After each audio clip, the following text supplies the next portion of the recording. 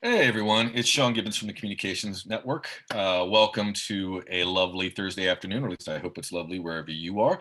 I am really excited. I've been looking forward to the conversation we're all about to have with Evan and Jesse for months now. Evan Wolfson is one of my heroes. But before we get to all of that, I want to just welcome everybody into the room and let's take advantage of the fact we're all together and let's do something we've made sort of a habit of ours over the last many months, and that is we've been doing what we call the two-word check-in. This is an idea that we've borrowed from Professor Brene Brown down at the University of Houston. So if you would, chances are you're seeing what I'm seeing on a screen. Go down to the bottom there, you'll see a chat box.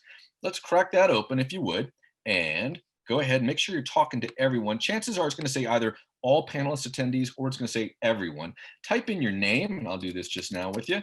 Hi, it's Sean, and the two words, just describing how you're doing right now. Maybe you could also share where you're coming in from. Let's see, happy and excited. Go ahead and type that in so everybody, so we can be in community with one another, and we'll have a chance to talk to one another as the course of this hour unfolds before us. So welcome everybody. Lisa, how are you in Arizona? Fun, chaos and opportunity. Claire, Evan, election minded. Yeah, absolutely. Emily in Jersey City, tired and reflective. Well, hopefully this hour together will be restorative to you. Grateful and chill, Jay. Well, you're in San Diego, pal, so of course that's the way you're going to be. Tracy in Long Island, waiting for November 3rd to be over, or 4th, or 5th. I'll take it whenever it happens. Tally in Portland, how are you? Eric in San Francisco, can't wait. Liz, how are you, my friend? Mauricio. Okay, lots of folks. Continue, if you would. Y'all are going too fast for me now. If you would continue to go ahead and chit chat with one another, be in community, help each other out. We're going to be using this place to also potentially put in a few links if you need those along the way. And just as a point of order for you, just next to that, you'll see a Q&A box. If you have questions, Jesse's going to be taking them from you along the way. But if you'll put your questions into that Q&A box, it'll make it a lot easier for everybody. Please make sure you put your name in there as well, if you don't mind. And also, as part of our efforts to be more accessible, you'll notice our friend Marva is back with us. You can see her there offering ASL interpretation. In addition, chances are you're seeing a closed captioning box down at the bottom as well. You can crack that open, and Cheryl is helping us by providing closed captioning for anybody who needs it, whether it's something you actually require or it's just something you want. Feel free to avail yourselves of that. All right, so with that, let me tell you a little bit about what we've got ahead, and then I'm going to pass things over to Jesse as folks are still coming over the room. My colleague Tristan Mahabir is running the slide deck for us, as he often does. Tristan, if you don't mind, sir, if we could go ahead and take it forward. Let's show you a quick video, just kind of talking about what we have.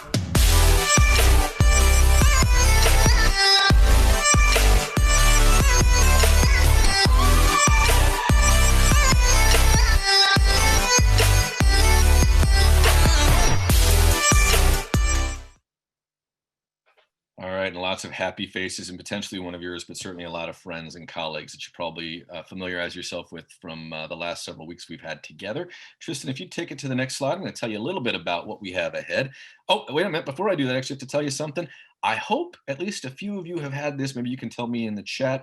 We've been sending stuff out over the last couple of days. So if you've been into your mailbox recently, there's a very good chance there's a box waiting for you, a care package that we sent to you.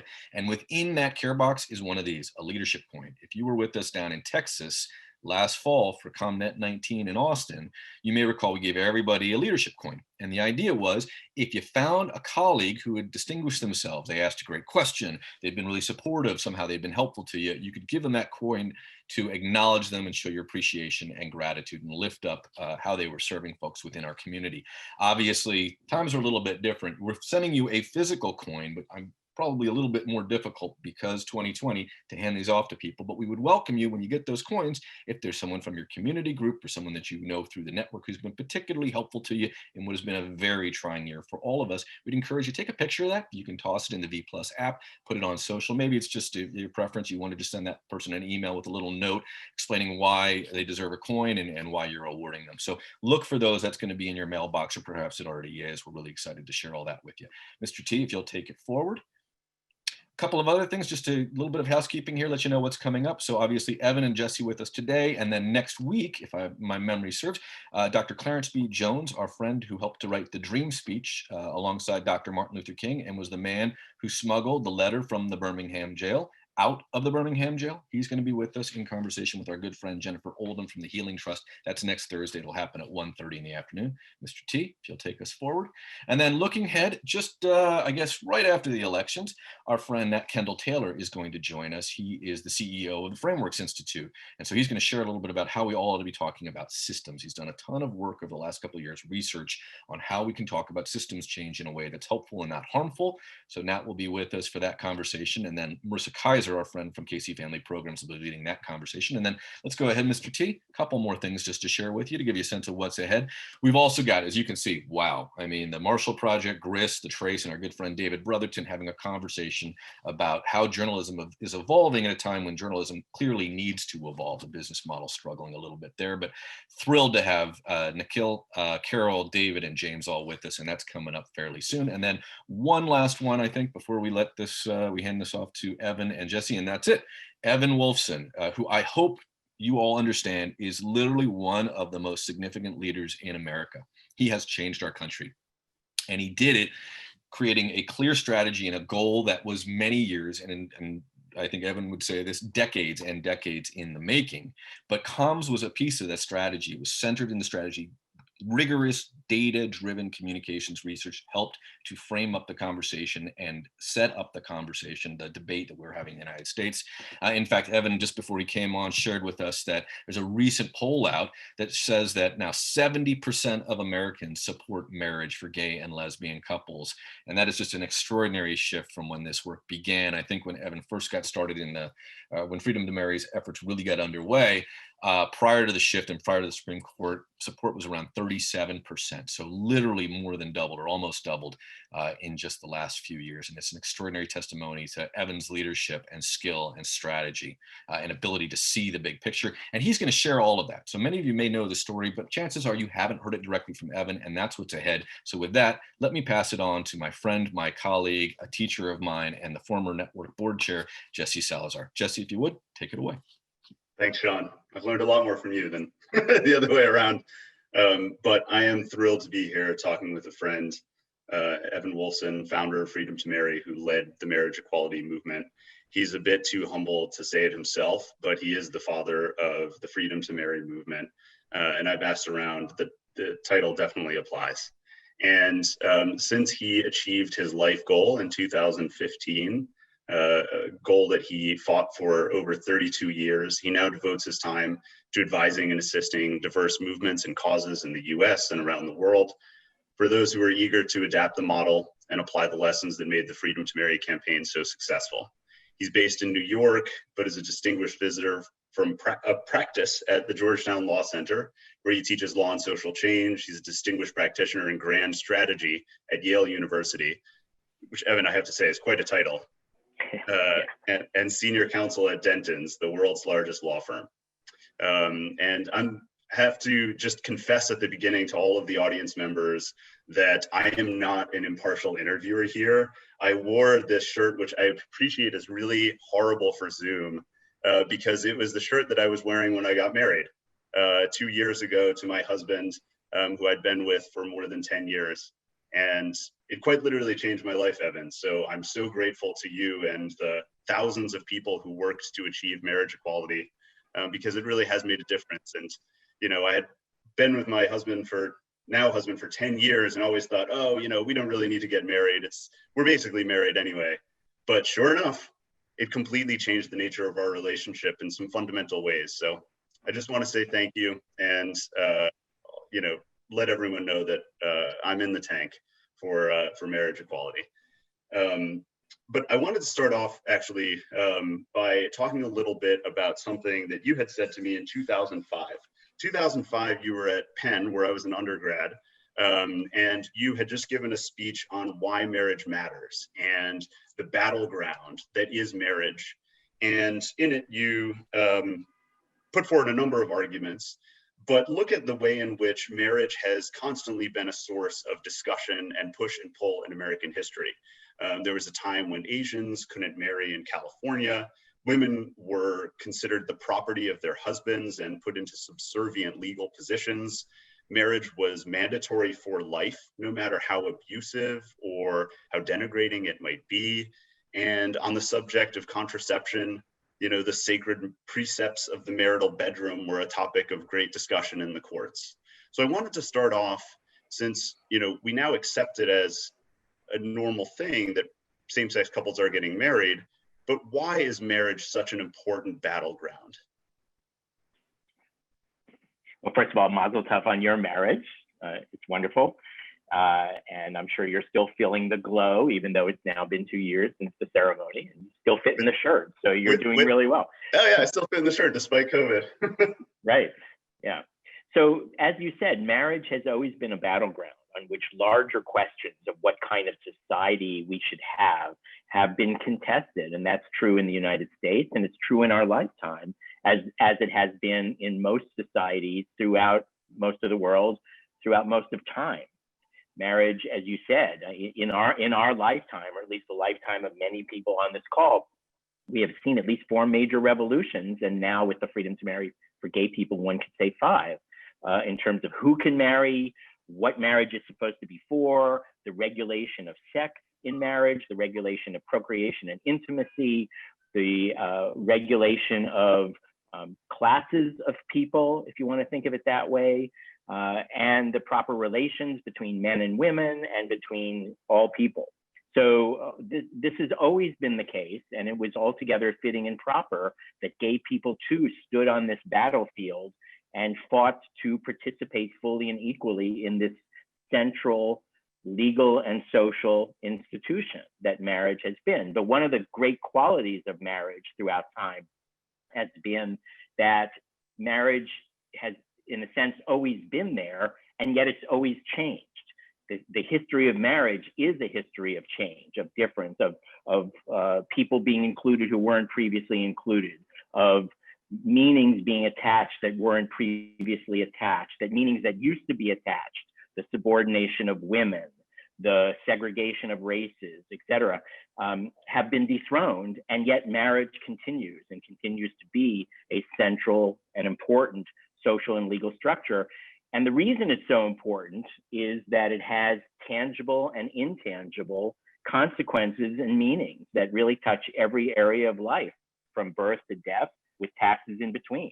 And the legal and economic consequences of being able to marry are enormous, but so are the intangible consequences of being excluded from marriage. And it was because we were able to make that case and connect with people's values that we were able to achieve a transformation. It was actually even more dramatic than the one Sean mentioned.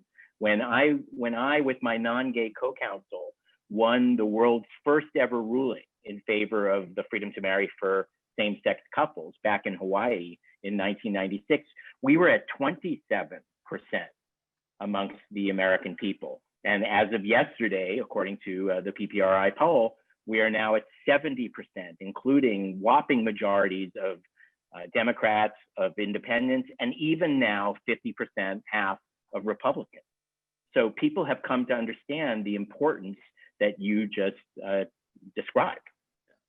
So about 10 years before that Hawaii landmark moment, in 1987, there was an important Supreme Court case on the subject of marriage.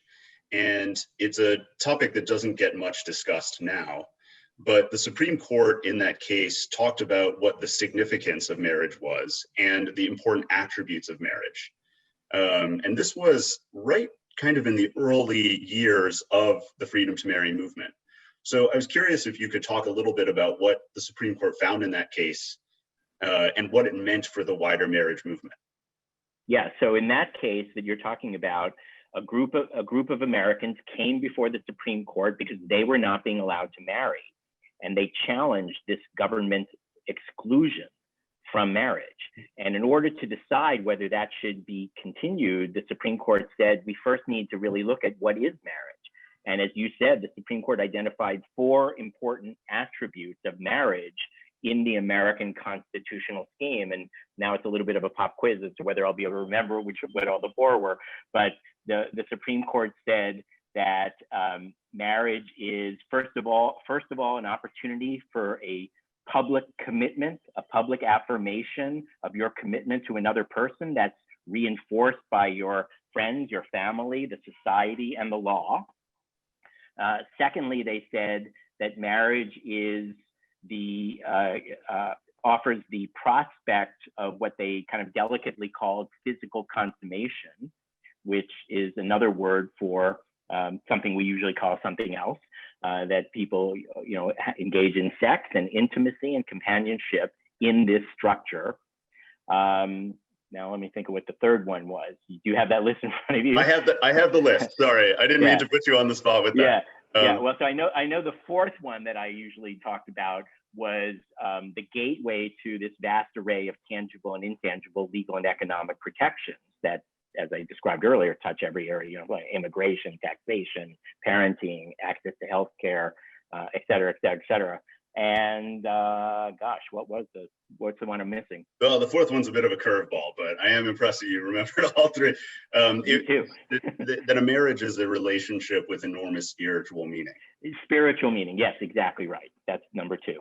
Yeah. So those are the four important attributes that the court identified. You're absolutely right. And people who are paying attention and who have even a better memory than I now seem to have will notice that what the court didn't put on the list is procreation or parenting and so on, because marriage, though many people want to procreate and to have children and raise children within marriage, there's no procreation requirement as to who can get a marriage license, nor is there a sunset provision where you have 5 years to cough up a child or you lose your marriage license.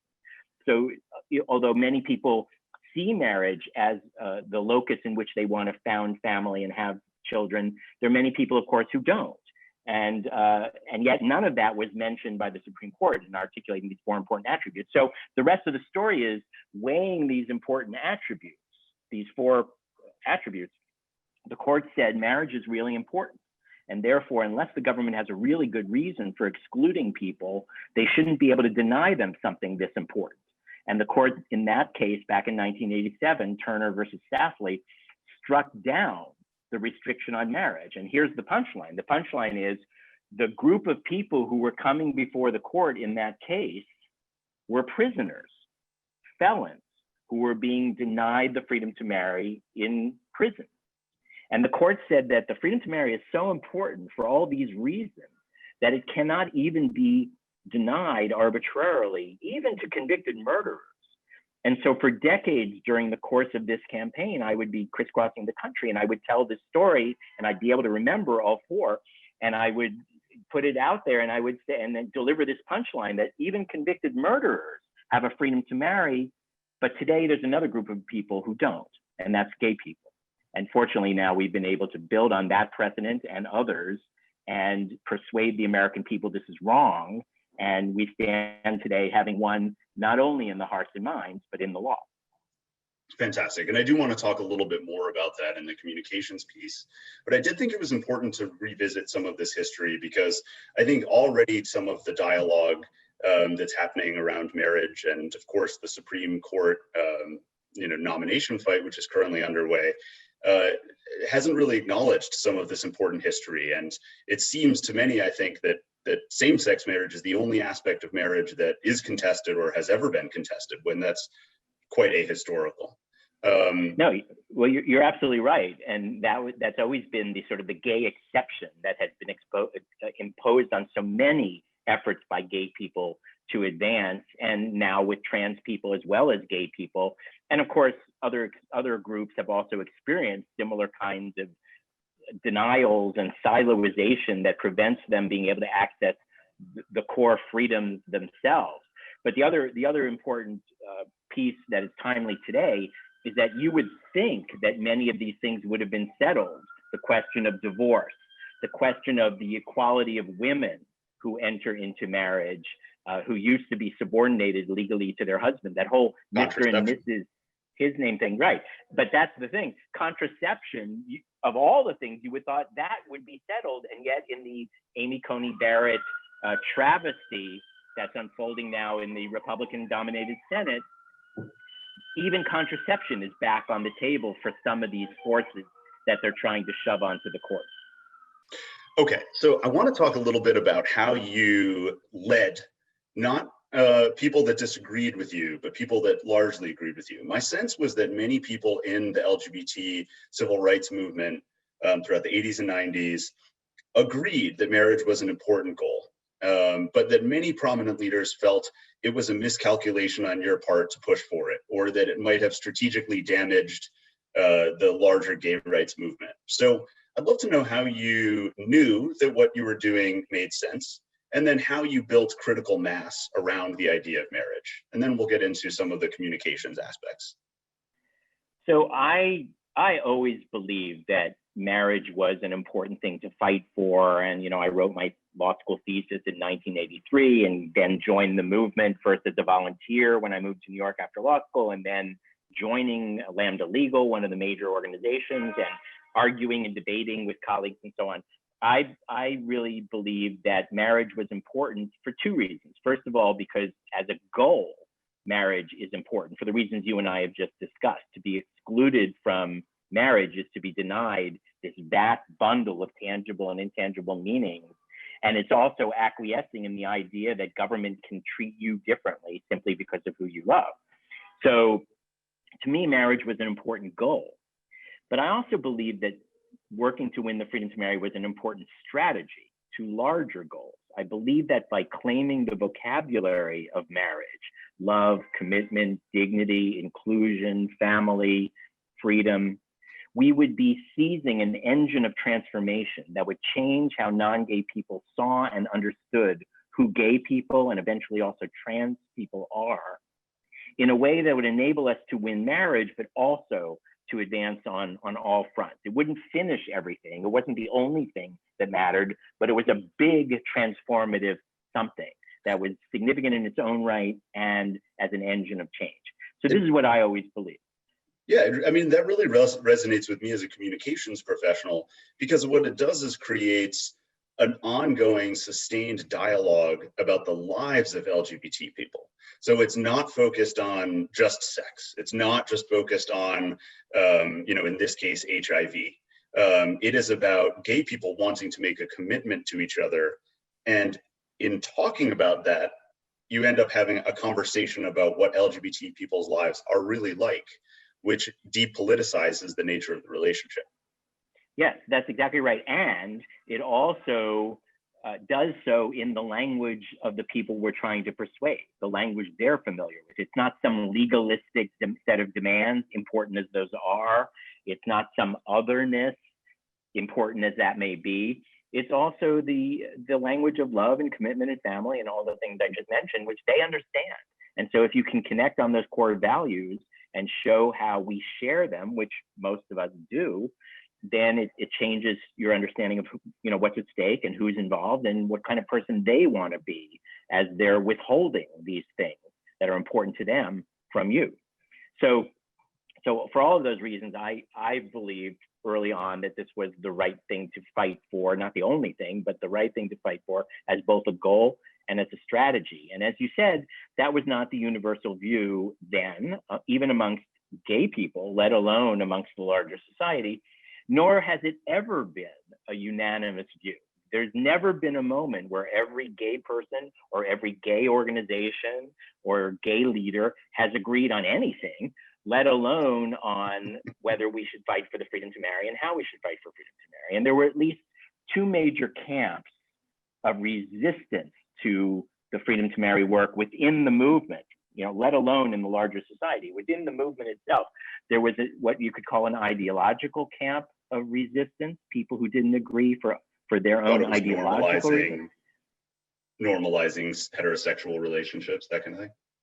Yeah. There were two strands within the ideological side. There was one strand that was arguing that marriage is a failed institution.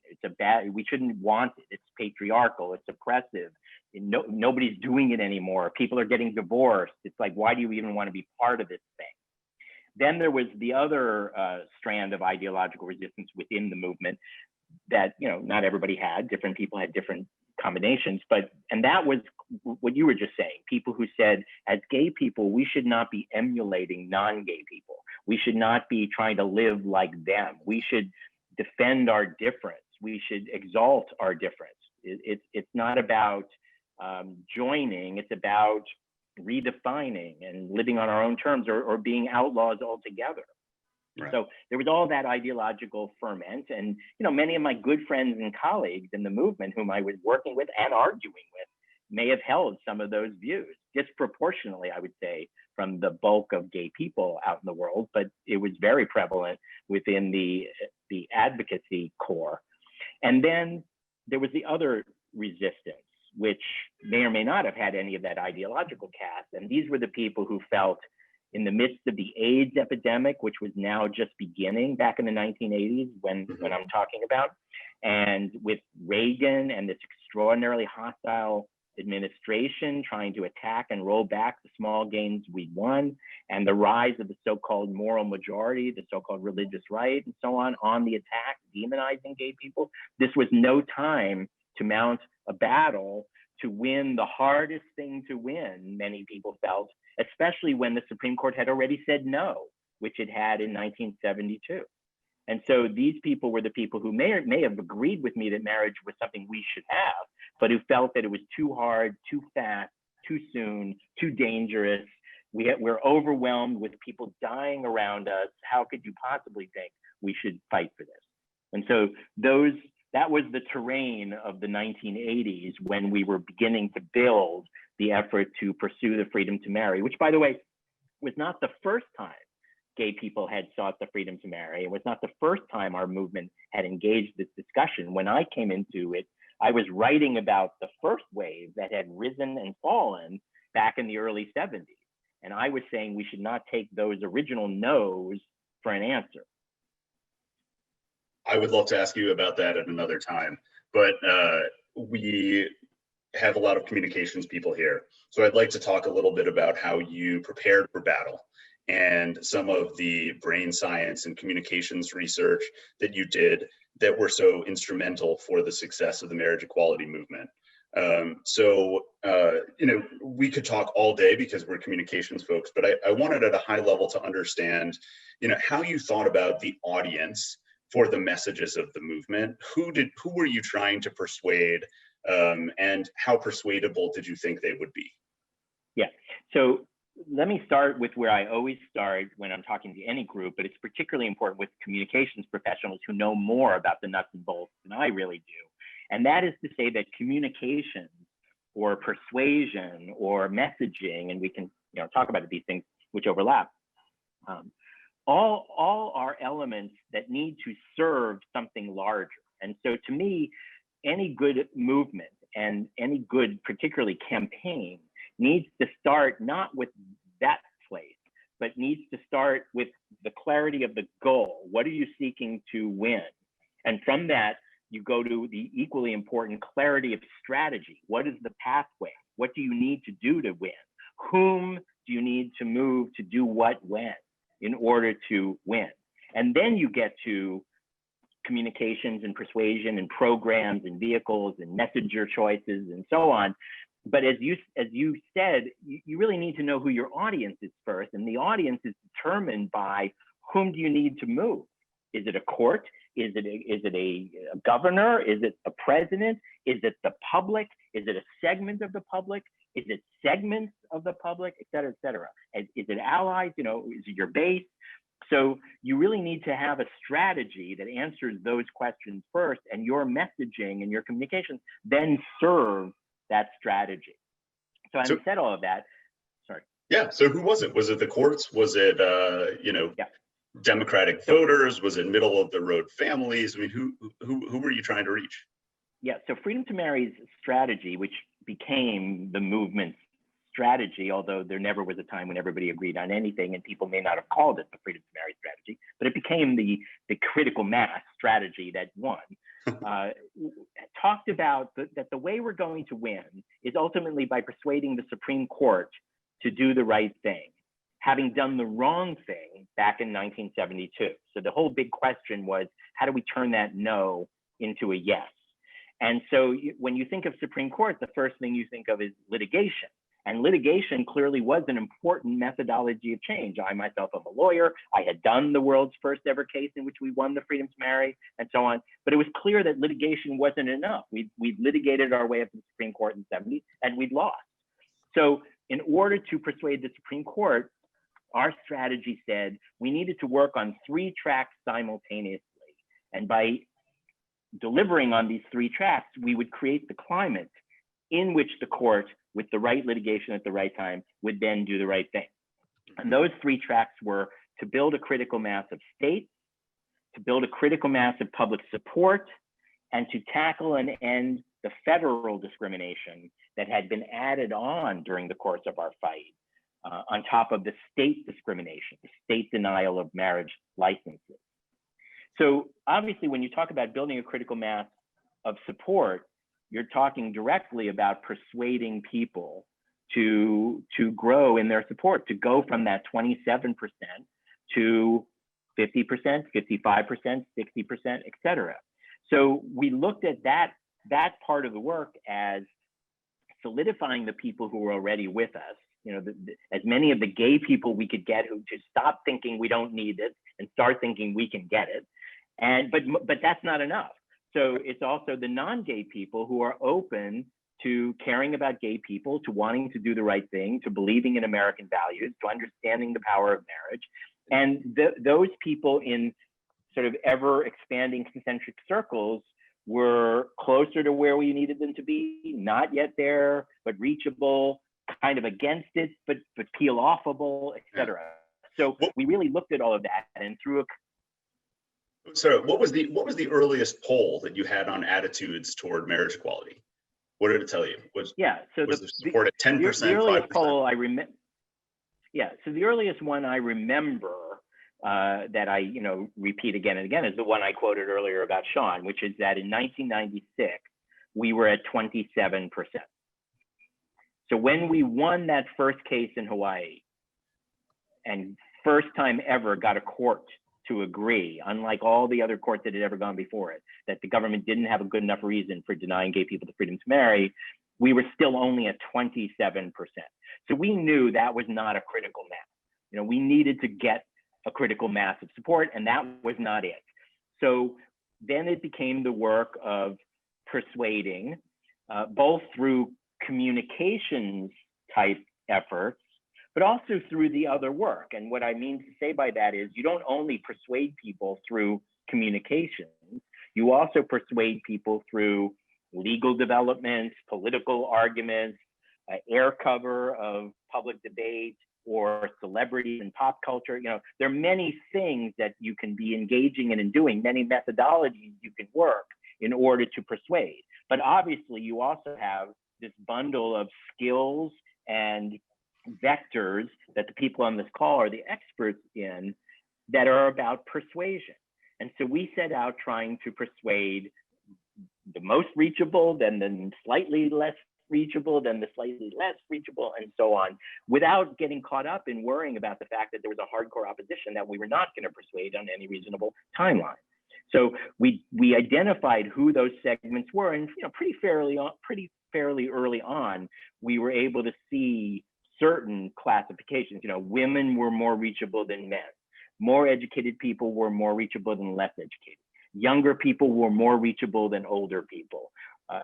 Urban people were more reachable than rural. But of course, those were also, enormous generalizations. And even the people who were in the more category weren't yet there. We still needed to go out and get them. So through a combination of programs and work, we set out to identify those audiences and then deliver programs that would foster the kinds of needed conversations that in tandem with the political and legal work would bring them on board. So what were those conversations? What were the messages that you were trying to, put forward through those conversations? And then who did you think were the most effective messengers for that view? Yeah, so those are definitely the right questions, but of course they're also in a way trick questions, because the answer to that question always has to be for whom, So the right messenger for audience A is not necessarily the right messenger for audience B. And of course, you don't only have A and B, you have A, B, C, D, E, F, G. So and similarly, the right messages different people are going to be persuaded by different things.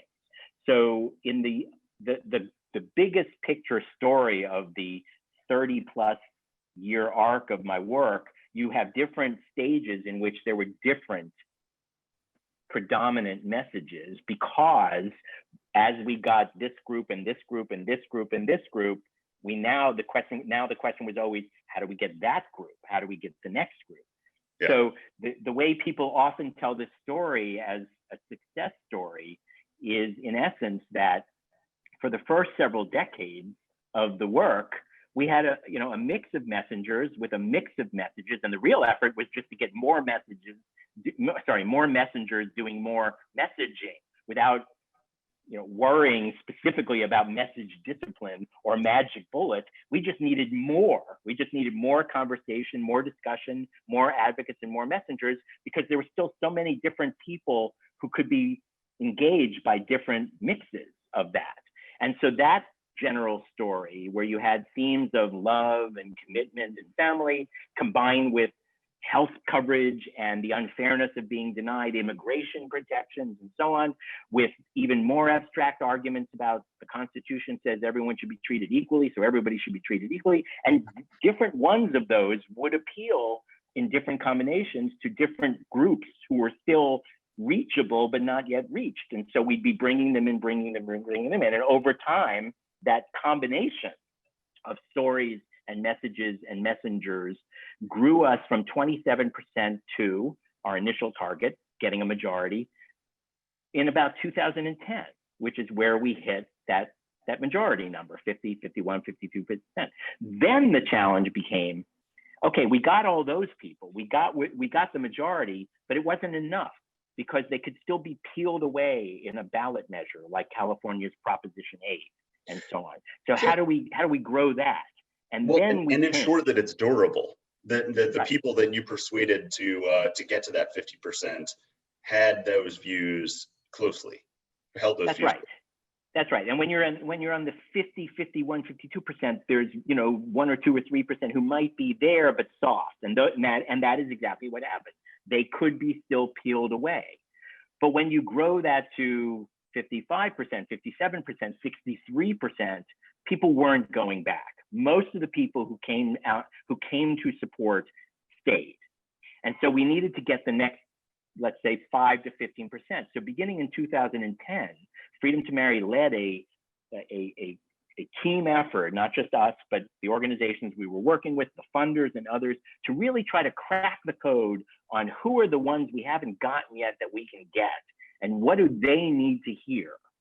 And to make a long story short, the sort of the famous way people summarize this story now is, we shifted from the mix of messages that included, in a sense, rights and benefits, to a heavy emphasis, undistracted by other things that had worked previously, love, commitment, and story, and personal empathy. Because the people we hadn't yet reached were the people who wanted to be fair, but they just didn't get why gay people needed marriage. Okay, maybe gay people should have health coverage. Maybe they should have insurance. They shouldn't be attacked. But why do they need marriage? Yeah, why can't they call it something else? Exactly. So for those people, what they needed to hear was a real emphasis on stories and real people and love and commitment and the intangible aspects.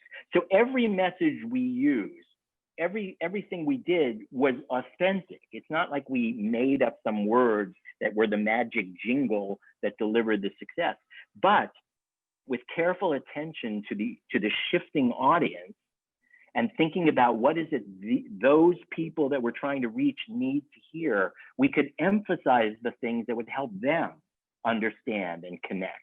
And of course, then you fold in, as you rightly asked, about messengers, because I don't have to tell comms people this, but messaging is not just about message. It's also about messenger, and it's also about message delivery. How are you reaching people? How often are you reaching people? Over what sustained, repetitious period of time are you reaching people? And so as we got better and better, we were doing more and more of that. And we began putting an emphasis on messengers that we called, for example, non-gay validators. That it wasn't enough to have gay people talking about our stories, though that was important and effective for some, and definitely what some people wanted to hear. Our base liked to hear that, but we were no longer trying to persuade our base. We were now trying to persuade the people who hadn't come along. So it was the non-gay validators who could talk in the camera or in personal conversations about how they had come to understand the need for support.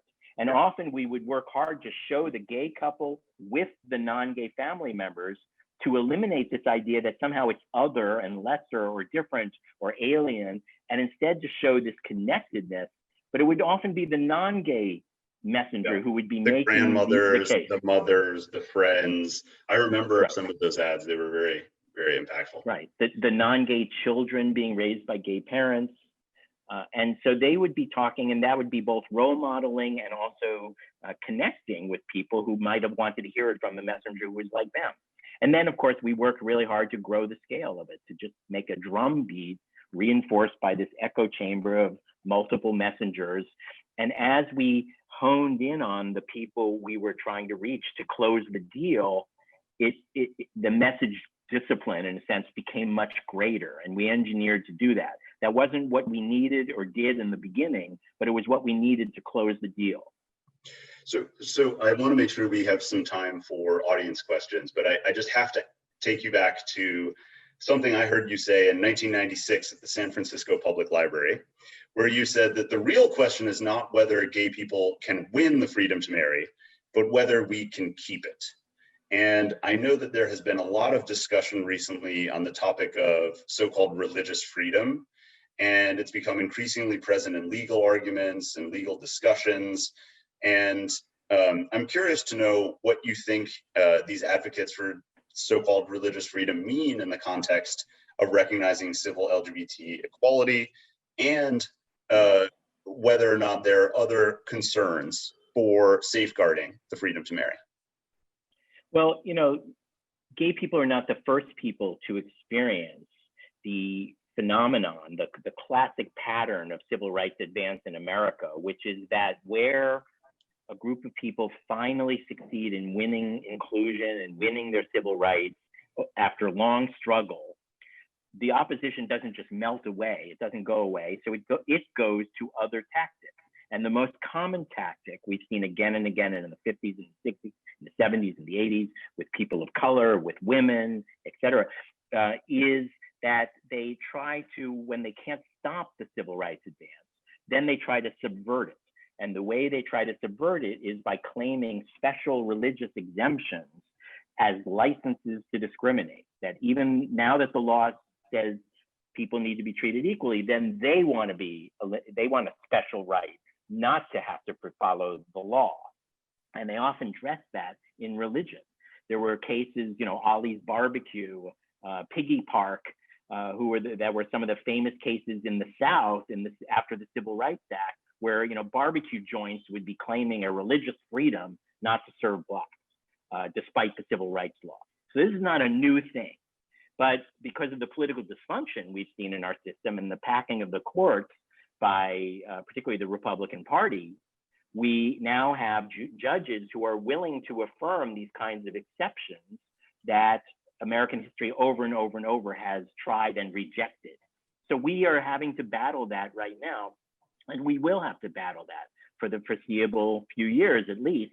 Although if we do our job right in the next couple of weeks, we'll have a lot more to work with to repair the damage. And we will have to deal with those chipping away or subversion or licenses to discriminate efforts under the banner of religion.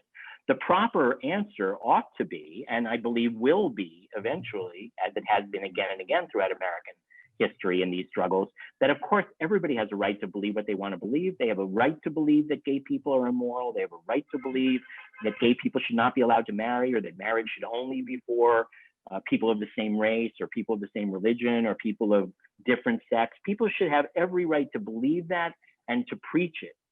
But the law should not yield to that prejudice. People should have their own beliefs and should be able to observe their own observances in their own private sphere. But when you enter the marketplace or when you enter the law, that's something we all share, and that should be governed by the Constitution, and there should be no carve out from that when it comes to the law.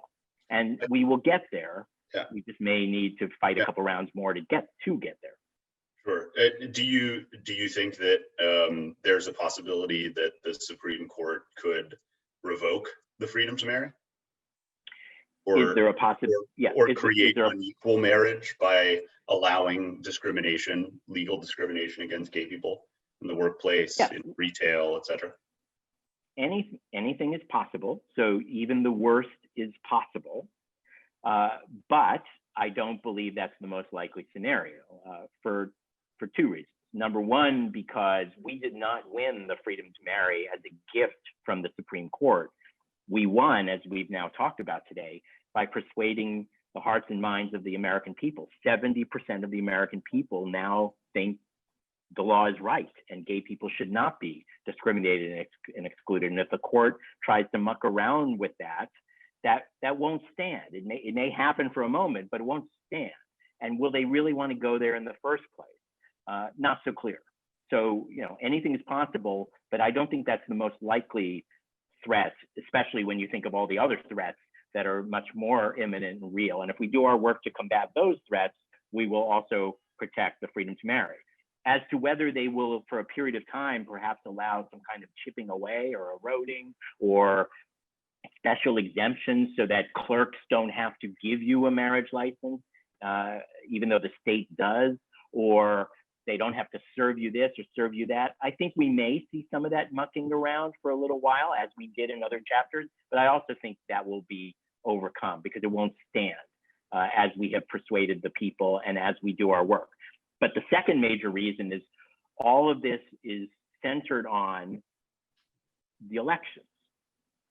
If you have the right presidents and the right governors appointing the right judges, you don't have this problem.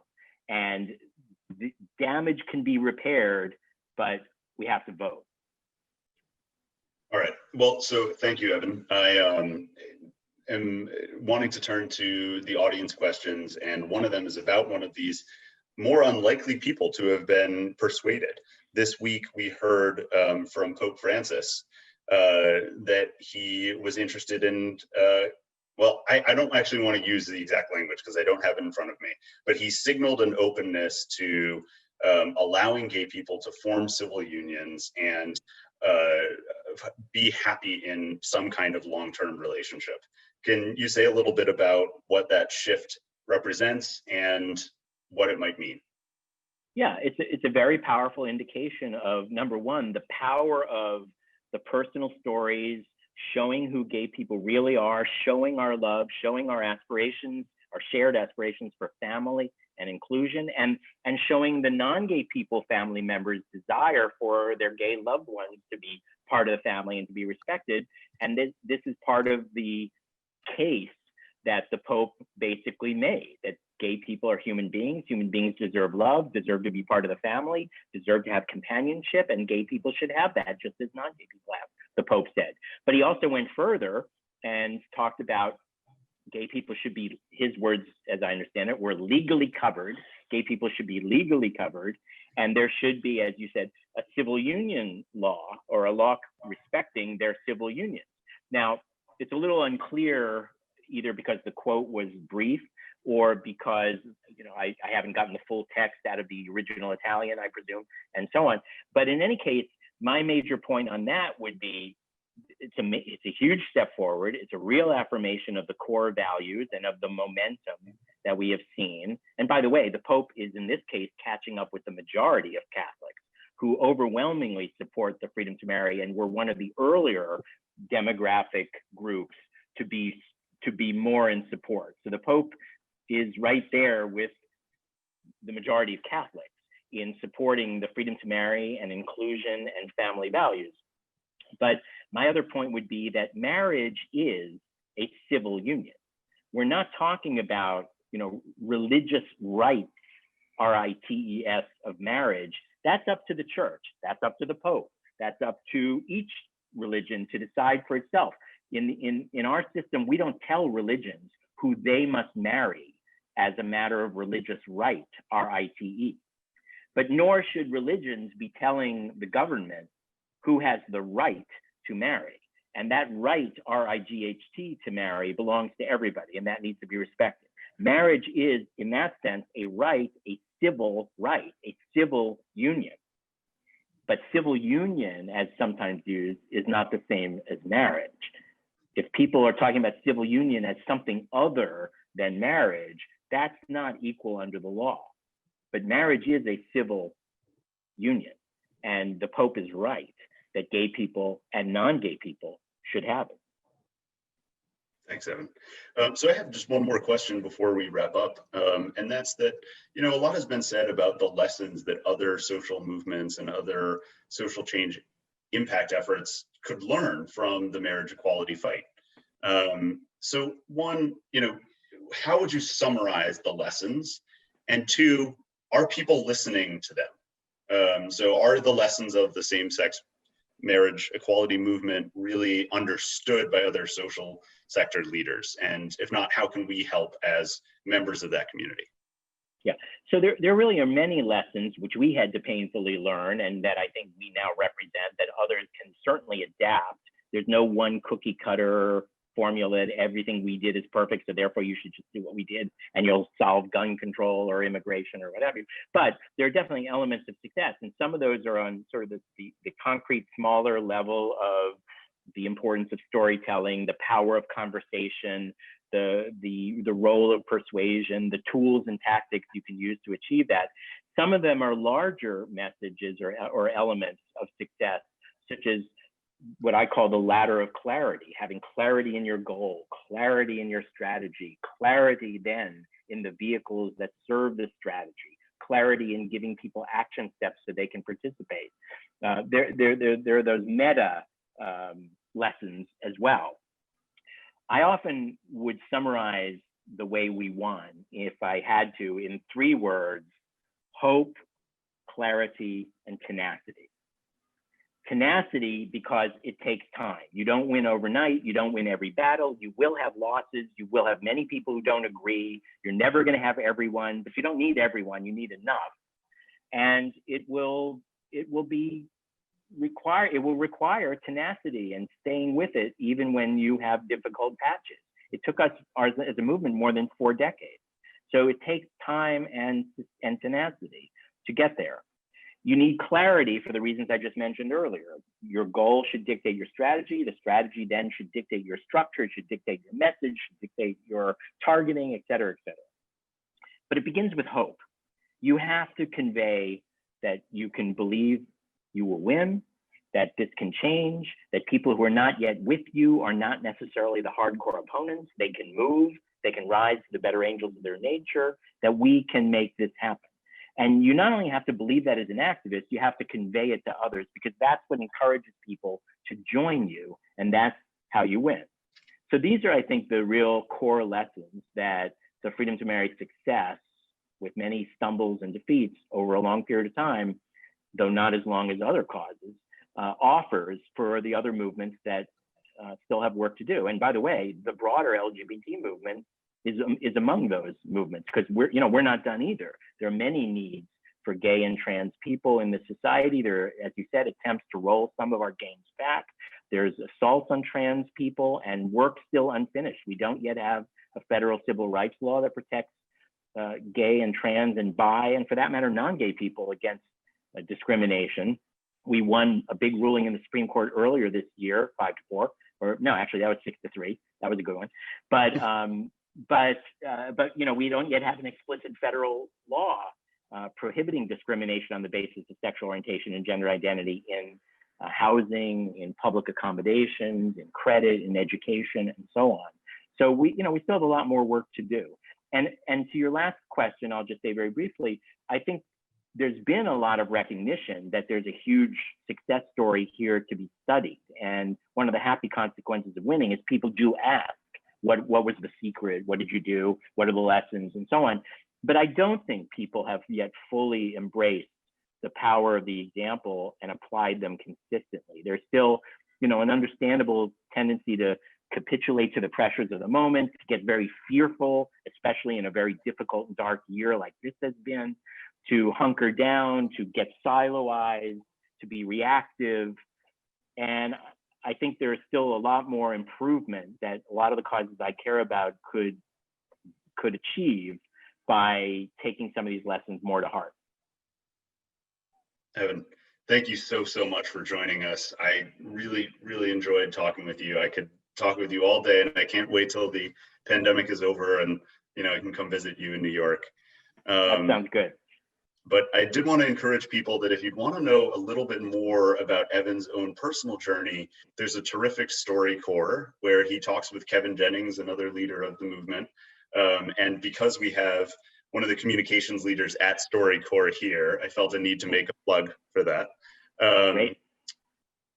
I also wanted to make sure that everyone on the call knows that you don't have to be a lawyer or directly involved in this movement in order to support it. So please think about ways that your own individual actions can support LGBT colleagues.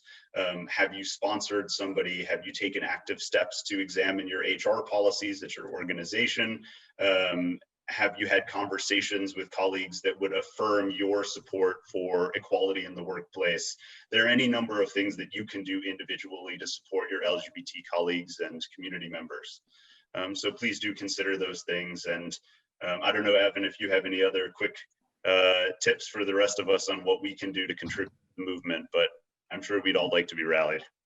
Well, the single most important thing any of us can do, not only for LGBT people, but for all the communities who have been under assault, for the health of the American people, for our economy, for our democracy, for the rule of law, for our standing in the world, is to vote and to get everyone out to vote. And I know everybody's now hearing this over and over and over, but there has never been a more important thing you can do in one action that will set the stage for us to be able to repair the damage and build back better and really advance all the causes that we care about, including preserving our republic. So vote, make sure everyone else votes, get them to vote, push people to vote, nag people to vote, walk them to the vote, mail it for them, whatever. Help people vote.